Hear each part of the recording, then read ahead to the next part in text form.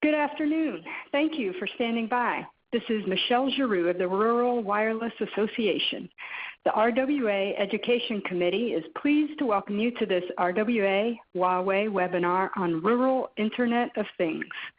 I have a few quick items to cover before our presenter gets started.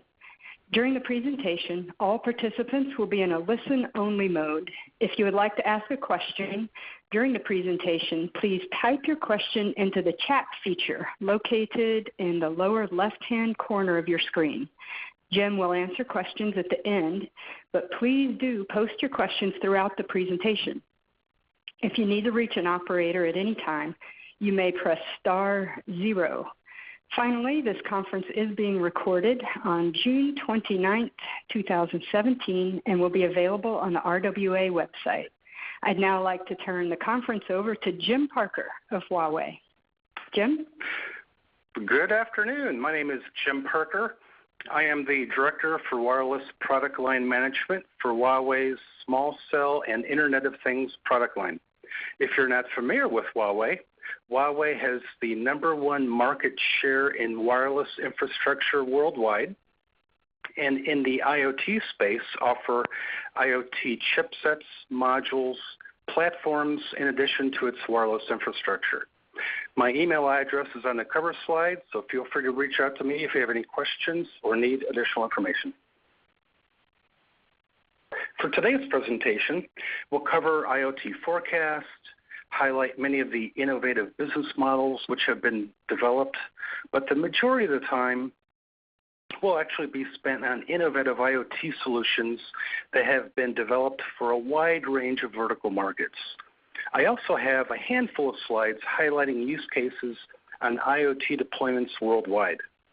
Many of the slides have hyperlinks at the bottom of the slides, and RWA plans to post this presentation on their website, so be sure to download the presentation after the webinar is over for additional information. Seemingly, every new technology introduction includes what I call a hockey stick forecast, and IoT is no exception. The GSMA organization estimates that there were 400 million cellular IoT connections in 2015, which is estimated to grow 7 times to 3 billion connections in 2020, with the industrial and public vertical markets leading the way. In breaking down the 3 million connections, the majority of the IoT applications are low throughput, low power devices that operate on battery power. The key drivers for that segment are, as you would expect, long battery life and low cost. The technologies used for this segment are primarily Sigfox, LoRa, narrowband IoT, which is also known as Cat NB1. Moving up the triangle are devices that require much greater bandwidth, such as connected car, and therefore requirements such as battery life and cost are much less important. I have been working in the wireless industry for the last 15 years. I absolutely love the fast pace and constant technology changes. But I also feel it's very important to note that there is a great deal of hype being generated by vendors and industry analysts, and IoT is no exception. The Gartner Group publishes their Hype Cycle report, which is primarily used by investors to determine which startups to fund. And in reviewing the hype cycle, IoT is at the peak of inflated expectations. So I suggest that before you invest in this or any other technology, ensure that there is a sound business case behind the project. Will IoT live up to its potential? Well, as you can tell from the previous slide, I get a little skeptical when I see any technology promoted so heavily by the industry. But to answer that question, yes, I do believe IoT will live up to its potential with applications limited only by you or your customer's imagination and business case. As we noted in the previous slide, businesses are driving IoT adoption, but not the consumer. And this is a really important point. There are three reasons why companies deploy IoT. They want to make money, they want to save money, or in order to comply with compliance regulations. In the chart on the upper right-hand corner, have noted that out in the outdoor environment, outdoor unlicensed deployments will lead, but that is closely followed by the other deployment scenarios. In the chart on the lower right-hand corner, have noted the leading technology options for licensed and unlicensed. All of the technologies listed offer long battery life, up to 10 years, with the primary distinction being, does your application require mobility or not? So if your application does require mobility, then obviously consider deploying a solution that utilizes licensed technology, because then therefore handoffs are not a problem. In the United States, on the chart on the lower right-hand corner, have noted that narrowband IoT deployments will take place in the fourth quarter of this year. But essentially, narrowband IoT deployments are already underway now in other parts of the world. IoT has the potential to create entirely new business models, allowing businesses to make money through sales of business to business, business to consumer, business to business, business to consumer, etc. Companies can now track through real-time operation and make better business and operational decisions. And wireless operators are deploying IoT solutions primarily as a form of revenue diversification and reduce their dependence upon smartphones for future growth.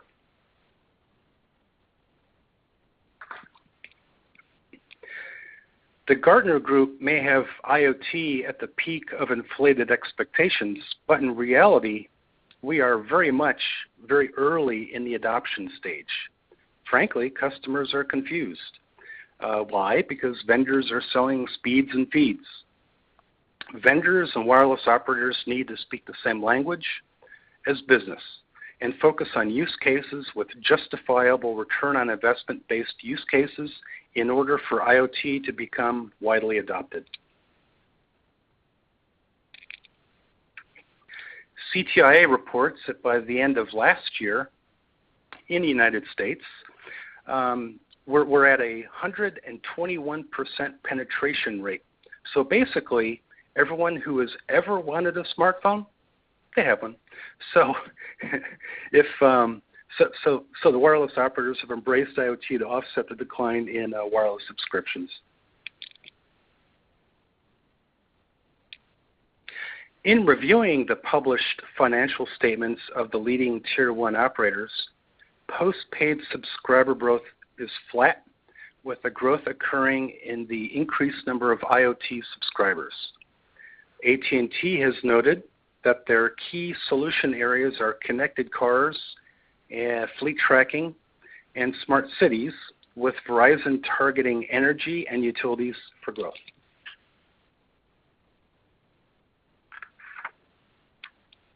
This is my show me the money chart.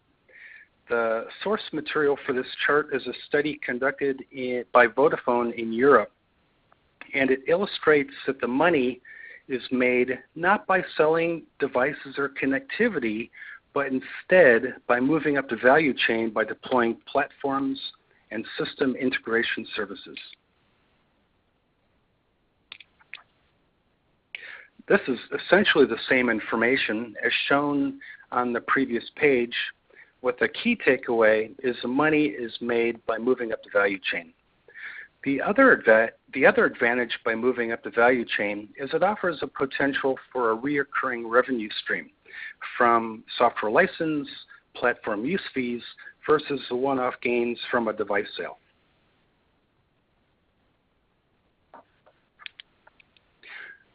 Now shifting over to the vertical markets. The first one, smart cities. Verizon noted a number of smart city use cases. I believe this came from their annual report. Both AT&T and Verizon have a limited number of smart city trials and deployments underway. As I noted earlier, there's a lot of hype in this industry, and for IoT, smart cities may be the leading source of this hype. It is very important to note that funding smart city project is a challenge. Cities do not have the money. The funding is largely driven by short-term funding by the federal government. As an example, there were several projects funded as part of the American Recovery and Reinvestment Act of 2009, but largely funding for those projects is largely over. The current projects are funded through public-private partnerships. For an example, an operator may agree to fund a smart lighting project in return for the right to deploy small cells. Now for connected car, as noted in an earlier slide, connected car is a leading use case for IoT. That being said, I do not plan to spend a lot of time on this vertical because it's largely dominated by the Tier 1 operators. I did bring it up because the connected car vertical is driving many of the IoT sales, with AT&T reporting that nearly 50% of their new additions in 2015 were from the connected cars. I have a connected car, as shown. It's a screenshot from my smartphone, and frequently use the remote start feature, especially since I live in the Dallas area, and it's very handy to start the car in order to cool the car down in the summertime. And regarding new connected cars, AT&T largely dominates the new connected car space. Verizon, on the other hand, is focusing their connected car initiatives on existing cars with the Hum device, which plugs into the car's onboard diagnostic port. For the transportation vertical, there is a lot of money to be made in fleet management. Remember when I said there are 3 reasons why people deploy IoT: in order to make money, save money, or for compliance reasons. As you can see on this slide, one of the key features of fleet management systems is to be in compliant with the International Fuel Tax Agreement and for electronic logging to show the drivers are in compliance with the law. So essentially, the semi-truck drivers need to allocate the sales tax paid across the states that they travel. That's what the International Fuel Tax Agreement is used for. As you know, Google, Facebook, and the like earn their revenue from advertising. Starting this year, General Motors will be able to make money by selling advertising to their partners. So for example, when your car is low on gas, your car will tell you where the nearest Exxon gas station is located, and you can even pay for gas from your car's dashboard. And so, as shown in the lower left-hand corner, it's essentially General Motors is now getting a cut of the revenue for each and every transaction that takes place.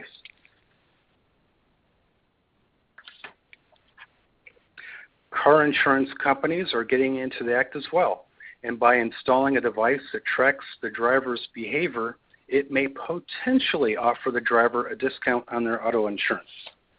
That being said, I've also heard of situations where it has increased their cost of driver's insurance, so your mileage may vary. All right. Well, with 10,000 baby boomers expected to exit the workforce each and every day between now and the end of 2030, healthcare and pharmaceutical vertical market is expected to really take off, especially since in 2015, Medicare benefits were extended to provide reimbursement for remote patient services. And so in this instance, the patient can install these devices and have the medical readings sent for analysis to their doctor. And since it's a cellular device, they don't have to worry, the doctor or their healthcare practitioners do not have to worry about whether or not the baby boomer has Wi-Fi. They know how to use Wi-Fi, and they just plug it in and go. That's the key advantage of it. Also, for compliance reasons, In 2017, the pharmaceutical manufacturers must be in compliant with the Drug Safety and Security Act. So effectively what they're doing is they're tracking the entire supply chain of drugs to ensure that the drugs that you buy at the pharmacy are not counterfeit. And these devices also track the location, temperature, humidity, what have you, and that's being sent up to the cloud as well. And since drugs tend to be a little expensive, it also may help cut down on theft. Both AT&T and Verizon both offer solutions, and AT&T's solution's been in place since August of 2014. Now, regarding the rural market, I really expect this to be a key vertical market for you guys, the agricultural market. There's a lot of activity in this space, and I'm highlighting a few of the activities that Verizon has announced. So with the flow meters, they can identify how much water is being consumed by the plants. They have moisture sensors in the fields. Based on the moisture sensor, then it turns on the sprinkler systems.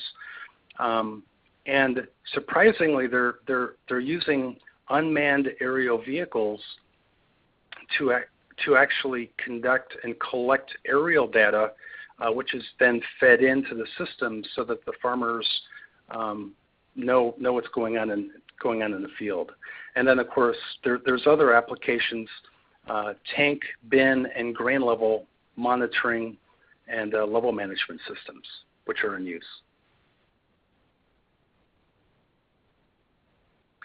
The smart home growth is expected to reach 50% by the 2020.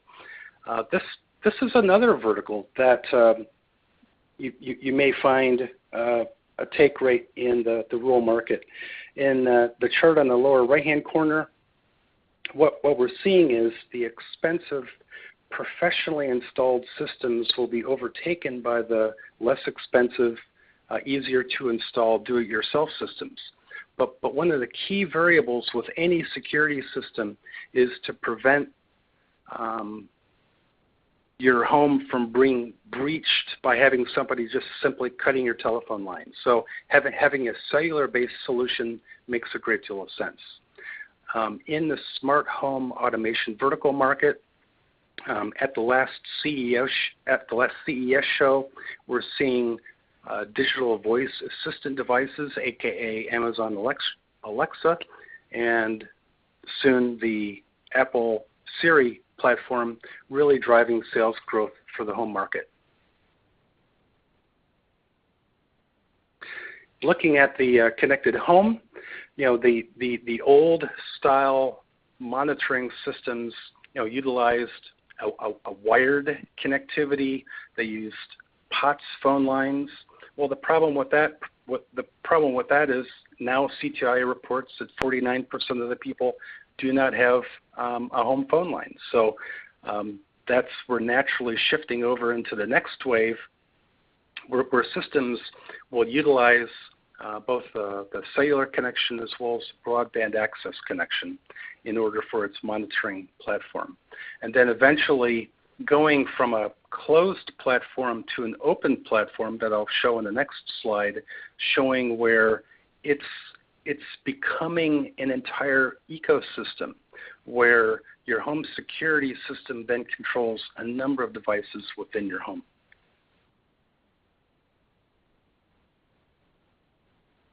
As an example, AT&T launched their Digital Life Home Security and Automation System back in 2013.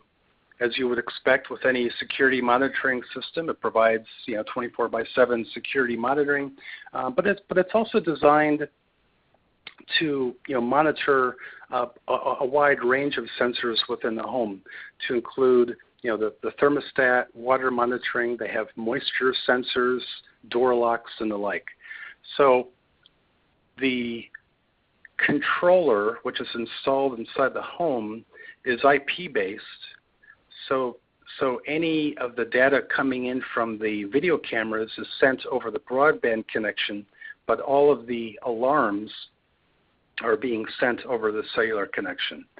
So when this product was introduced by AT&T estimates that the digital life platform will represent a $1 billion revenue opportunity.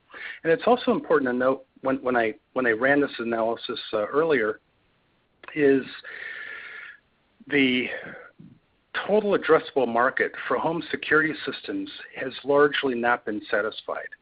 The largest home security vendor, ADT, only has a 5% market share in this marketplace, leaving a lot of homes without a home security system. So there really is a great deal of potential here. But what I pointed out at the bottom, specifically to the connected car and the home security and the fleet tracking, is IoT is not lacking for use cases. If we were all to get together and sit in a room together with a whiteboard and our favorite adult beverage, we would come up with any number of use cases for IoT. The problem is with the business case. Due to the low ARPU, which is largely why the Tier 1 carriers have initially focused on use cases with high ARPU, namely, like I said, the connected car, transportation, and home automation.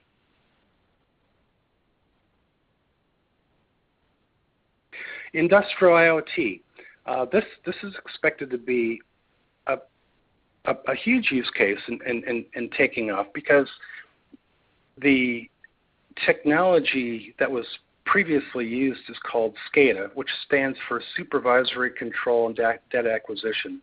These systems were initially deployed in the 1960s, and it's largely proprietary technology used for industrial monitoring and control in manufacturing and fabrication processes. So SCADA utilizes industrial-grade Wi-Fi access points within the facility, but what's happened is there have been so much investments taking place in the IoT space that now SCADA, in its 4th generation, is starting to open up and embrace things like cloud computing and all the analysis that goes along with that. And so that's where SCADA will, over time, embrace more and more of the IoT features. Also, the industrial IoT is a key vertical market cited by the CBRS Alliance for 3.5 gigs. So the cellular players are clearly looking at the industrial IoT space as a key vertical market for future deployments. And the reason why I wanted to point that out is, in a rural environment, I would envision that there would be a number of your customers that can utilize this technology today. Looking at, again, what AT&T and Verizon are up to, they're forming strategic alliances. They're doing deep packet inspections. They're using artificial intelligence platforms for cognitive decision making. But what they're all going after is they're looking at the leading use case for the industrial IoT really is predictive maintenance. So that if you can determine that a tool or a machine were to go down and dispatch a technician to repair that machine prior to its failure, you can keep the line up and keep making money. This is very easy for companies to justify the expense of deploying an IoT-based system just on this feature alone.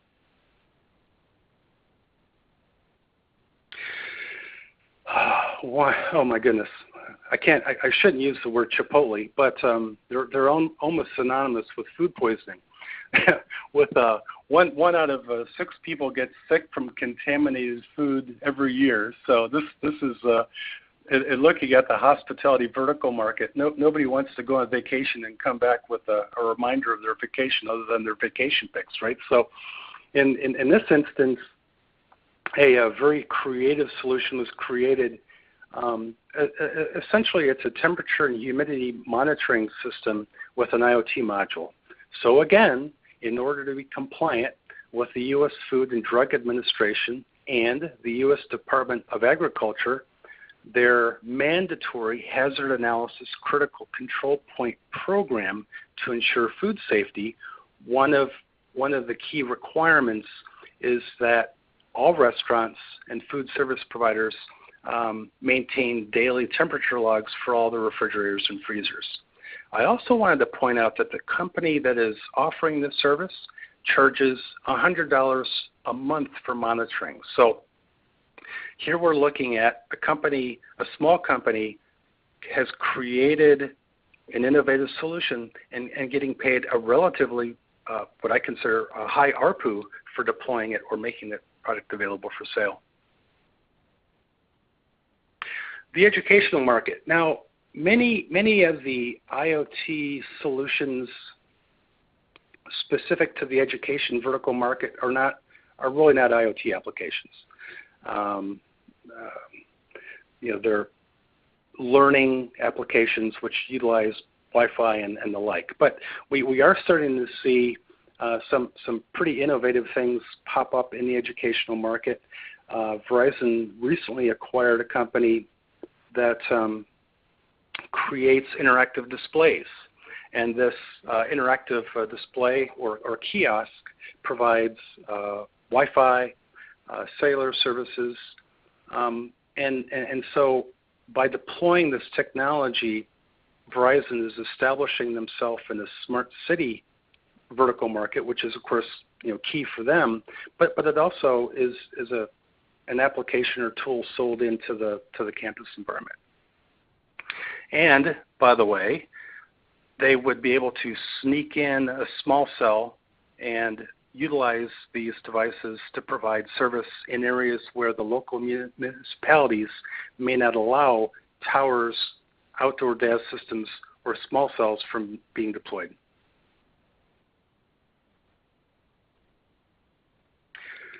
This is actually a key vertical market I would expect your customers to reach out for you for.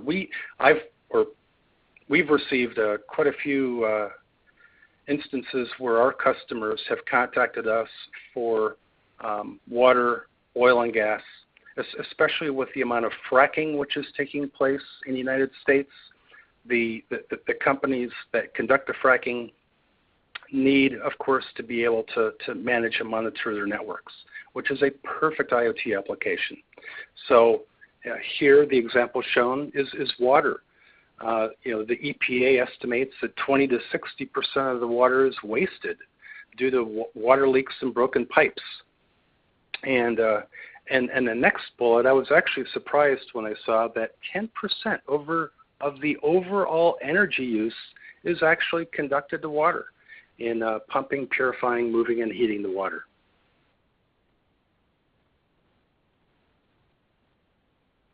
So with smart meter applications, it allows the meter to be remotely turned on and off due to the failure detection algorithms. It can detect if you have a water leak and potentially shut it off, or at least hopefully let you know about it so you have the opportunity to turn it off, therefore saving money. I'm, as I said earlier, based in the Dallas area, and Plano, Texas is a suburb just north of Dallas, so naturally I had to find an IoT-based solution for a company based here. Capstone Metering is a privately held company, and General Electric's one of their early investors. They have a residential water meter with two-way communications via Wi-Fi or cellular, and it can collect and store that information, so in the event of a leak, they can automatically remote and deactivate that water meter. Also, this could be very handy for rental situations or in some municipalities where people don't pay their bills, you can just simply remotely turn off their water. This also brings up I had mentioned earlier, IoT is really bringing a lot of innovative new business practices to play. And so here we're looking at water as a service. The problem is many of the utilities have to go to the Public Utility Commission in order to raise rates. And so therefore they try to amortize any hardware purchase over a long period of time, like 10 to 15 years. And so the as-a-service offering allows the water districts to effectively manipulate their financials by taking some of the CapEx off of their balance sheet and turning it over to OpEx. And so Capstone is now offering water as a service to the customers, and then the water authorities pay a per meter fee each month and eliminate the cost of having a technician visit each and every water meter every month.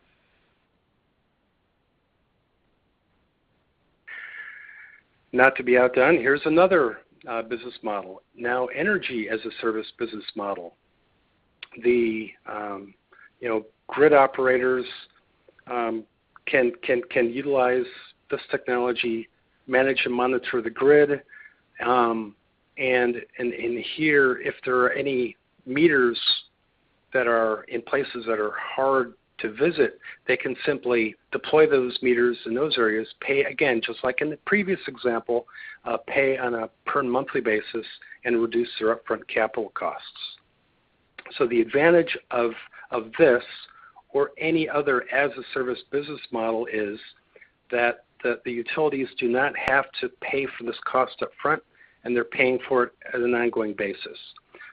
What I also wanted to point out on this slide is what I hope I've illustrated is there are multiple business models which have been adopted based on the various vertical market and within a vertical market, each market segmentation. Since I'm based out of Texas, I had to highlight the in Texas and California, like in deregulated energy markets, the spot price for power can briefly shoot up during brief periods. Unfortunately, periods when it's summertime and everyone's using the air conditioning at home after work. So what the utility will do is they will install a new electric meter, thermostat, and controller. And that controller then has the capability of turning off your high energy consuming appliances like heating and air conditioning, water heater, and pool equipment. And so when there is a conservation event, then the utilities can reach out and effectively turn off those devices. So from the consumer's benefit, the equipment is installed at no cost. They also realize a savings on their electric bill. And so, but from the utility's perspective, they can switch off high energy use equipment, which may potentially reduce the number of power plants that they need to build.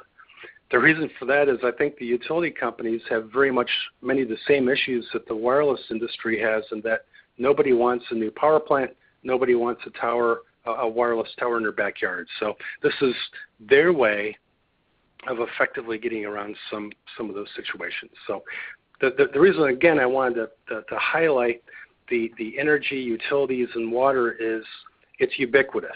It's around the country. It's a major, these issues face major cities and also rural America. And therefore, these key vertical markets, in my opinion, hold tremendous potential for revenue in the rural wireless carrier market. Now, like I had mentioned earlier, Huawei is the #1 market share leader in wireless infrastructure around the world. And the first part of the presentation, I had highlighted some of the applications which have been or are about to be deployed in the United States. I kind of wanted to show you what's going on around the world, because this is where we may pick up a few ideas. So Deutsche Telekom, they're rolling out narrowband IoT across Europe in 8 countries: Netherlands, Germany, Austria, Greece. The commercial launch is underway. The primary use cases are heat and water consumption, smoke alarms, smart parking. In major cities, the smart parking application allows people to identify where there's a parking spot.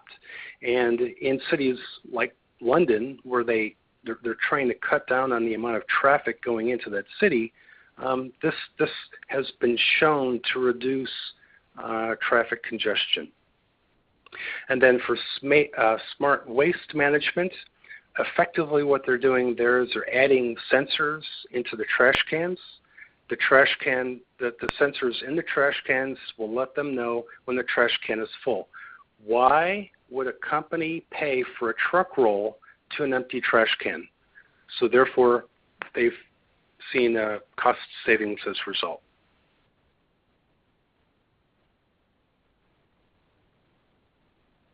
Whoops. There it is. All right, South Korea. They're rolling out their technology with a commercial launch expected by the end of this month. Now, I've had the benefit of actually visiting South Korea, and I'm sad to say, yes, air pollution is a problem over in Asia. And not too surprisingly, air pollution detection is one of the use cases highlighted on this slide. And so as shown earlier, not only is air pollution a use case that they're deploying for IoT, but also metering and then smart home devices. So you can see there's a lot of overlap which is occurring in the United States as well as worldwide.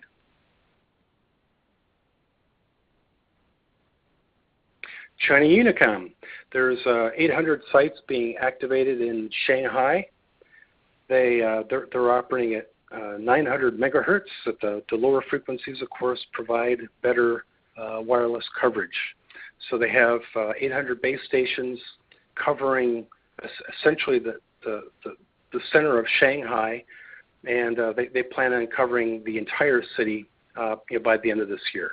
And so they too plan to deploy smart parking, smart gas metering, and also as a smart fire protection. So there was a recent tragedy which took place over in London this past week. That's where having these alarms and responses go off more expeditiously would really help out a lot.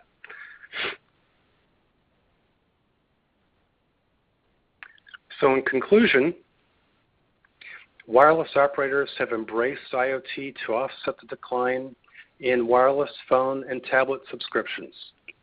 As I mentioned earlier, IoT by no means is lacking for use cases, but it does have a problem with the business case due to the low ARPU, which is why, thus far, the Tier 1 carriers have initially deployed their use cases with the high ARPU.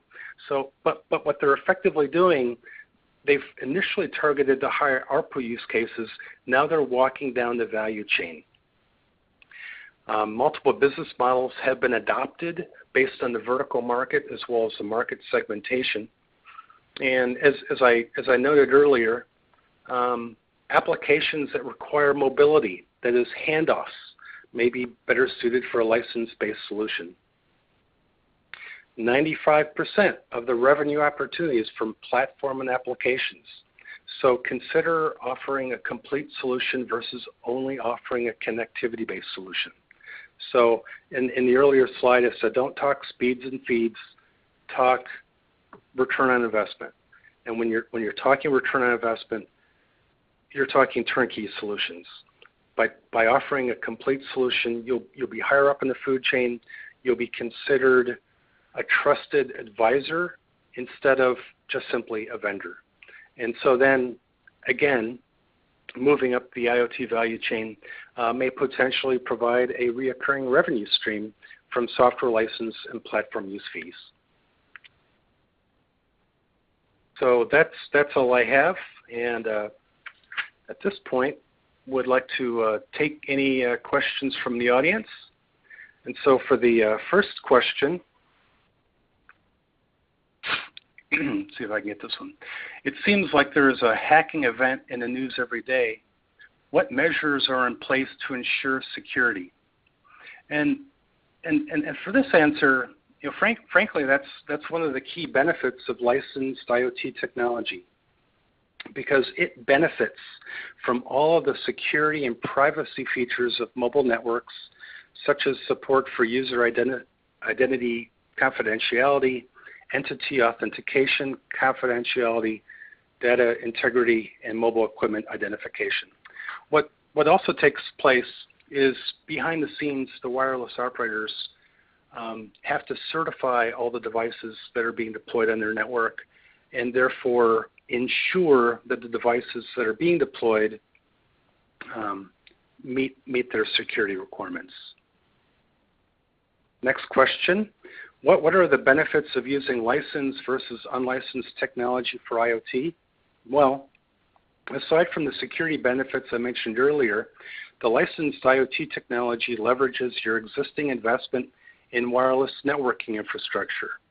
Depending upon your choice of infrastructure provider, it could be as simple as a software upgrade to your existing equipment, or you may need to simply add a card to your baseband processor. Talking about the narrowband IoT technology, which only utilizes 200 kilohertz of spectrum, so it truly is a narrowband technology.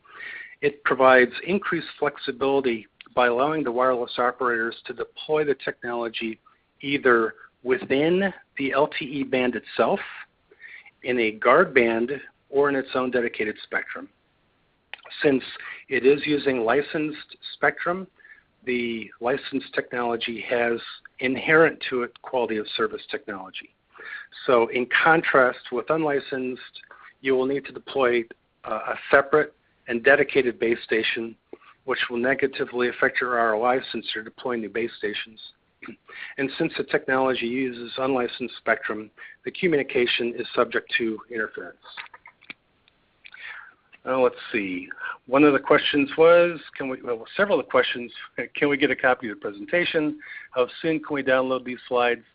I would expect that they would be available within the next day or so. How do smaller rural carriers offer a turnkey solution? This is where you already have established communications with your customers. You already know their pain points. Now, in evaluating the infrastructure that you have already deployed to see how you can embed IoT within your existing infrastructure, can have another conversation with your customers. And identifying what their needs or requirements are, then you can kind of kick back and say, okay, who has done this before? As I hope I have illustrated in these slides, there are a number of key applications which are being deployed worldwide. And a lot of the partnerships, like between the water meter manufacturer and the communication module provider, for instance, those kinks, those bugs have already been worked out. And so once you identify what the pain points are for your customers, then of course you can go out and come up with a creative solution simply going online. As mentioned earlier, I have hyperlinks on all of these, or the majority of the slides, which will provide additional details. And naturally, if you need additional information, feel free to reach out to me directly. Let's see. I recently viewed a presentation on denial of service attacks on medical IoT devices. Very scary. Let's see. I understand the licensed devices and software upgrades, but who is in the end responsible for these upgrades, and how do you monitor denial of service attacks that can no longer be upgraded, or end of life devices that can no longer be upgraded? all the devices are authenticated, all the devices are monitored.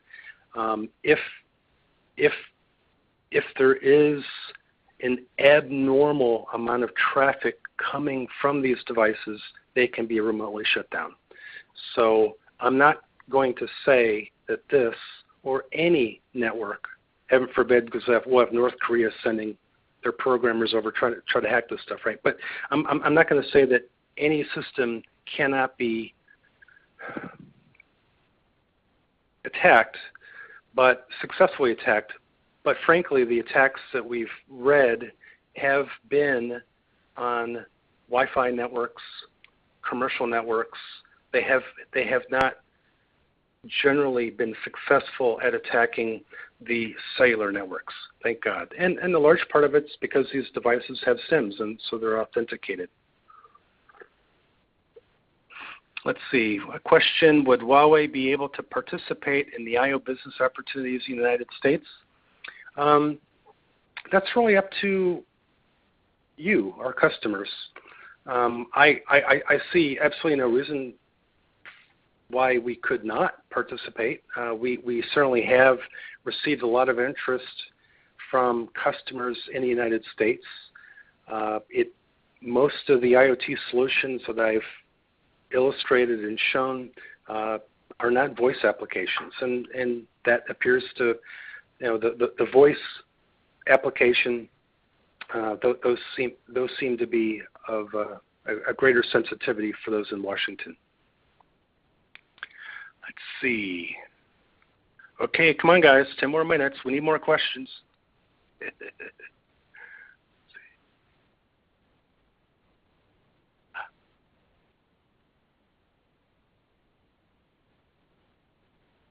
All right. We'll give you guys another minute.